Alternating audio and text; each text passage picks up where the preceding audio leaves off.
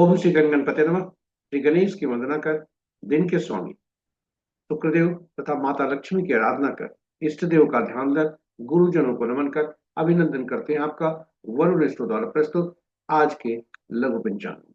यह लघु पंचांग हम नित्य किया करते हैं और प्रतिदिन प्रस्तुत दैनिक पंचांग जो 5 भागों में हुआ करता है, उसके पहले भाग का यह लघु रूप है जो आपके ही सुझाव के अनुरूप है।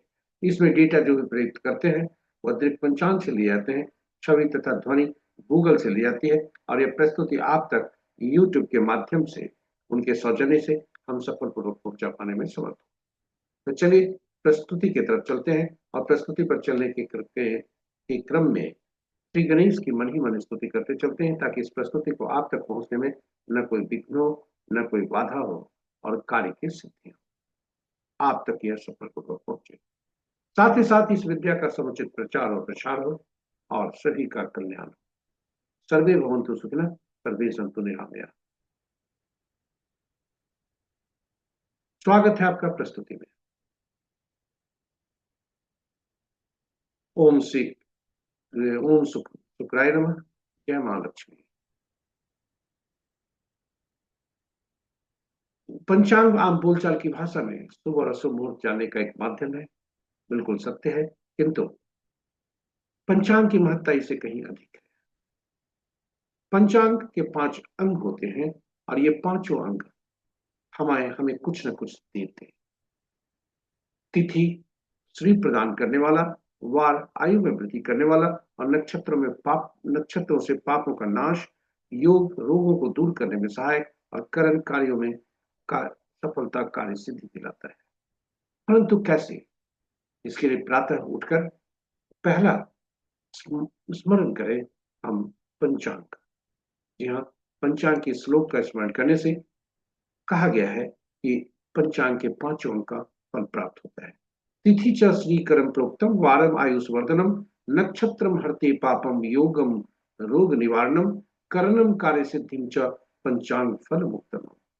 और इसका पंचांग का के इस श्लोक का स्मरण करने से और साथ ही साथ इसके बाद लघु पंचांग का श्रवण करने से का गंगा स्नान तो लाभ होता है।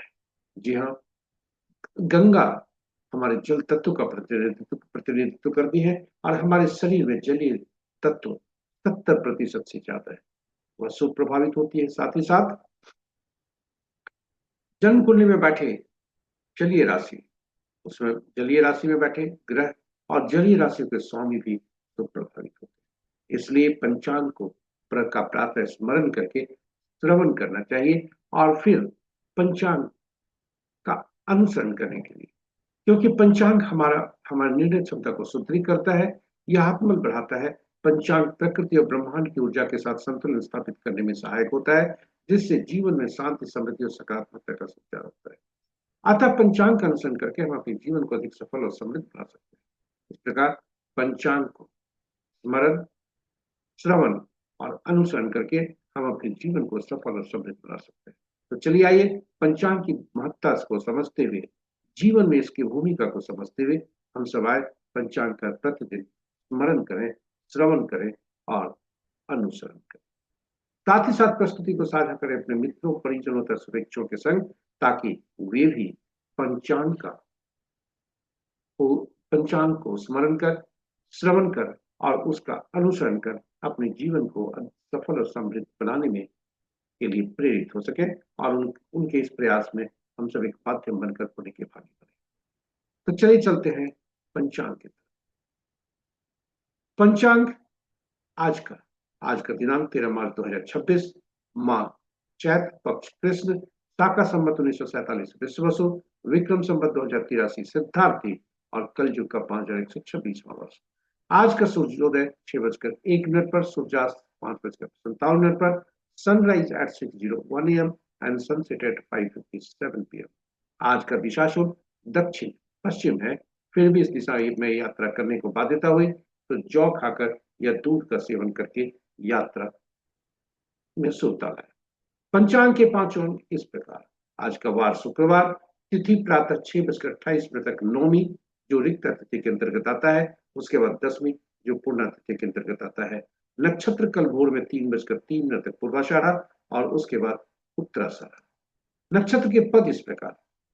आज का दिन पूर्वाषाढ़ा के पहले पद से दिन आरंभ होता है, जो कि प्रातः 7:21 तक। दूसरा पद अपराह्न 1:57 तक। तीसरा पद रात्रि के 8:31 तक। और चौथा पद कल भोर में 3:03 तक।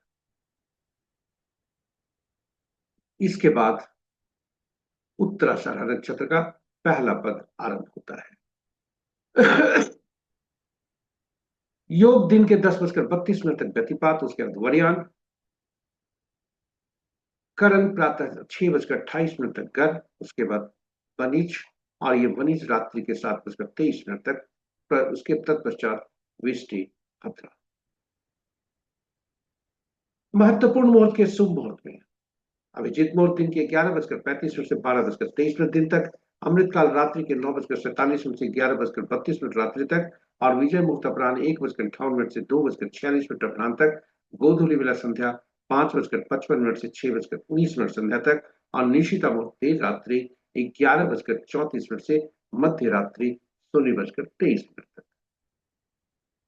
रात्रि में किए जाने वाले पूजा पाठ, जब तक साधना, तंत्र मंत्र आदि के लिए निशिता मुहूर्त श्रेष्ठ हुआ करते हैं। अशुभ मुहूर्त में सबसे प्रभावी राहु काल दिन के 10:30 से 11:59 दिन तक। गुलिक काल प्रातः 7:31 से 9 प्रातः तक। यमगंड अपराह्न 2:58 से 4:28 अपराह्न तक। वर्ज मुहूर्त दिन के 11:15 से अपराह्न 1 तक। भद्रा रात्रि के 7:23 से कल प्रातः 8 सूर्योदय के बाद 8:10 तक।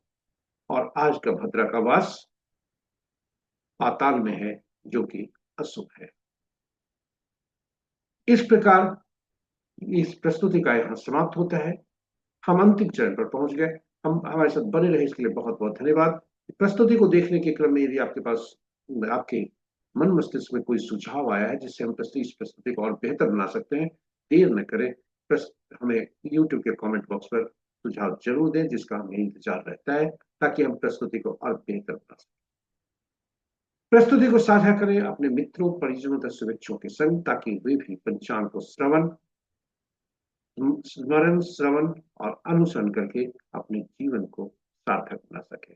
और यदि इस प्रस्तुति का पहली बार देख रहे हैं तो हमारे चैनल को सब्सक्राइब करें, साथ ही साथ नोटिफिकेशन बटन को दबाना न भूलें। इसके साथ ही हम आपसे विदा लें, इसके पूर्व प्रार्थना करते हैं शुक्रदेव से तथा माता लक्ष्मी से।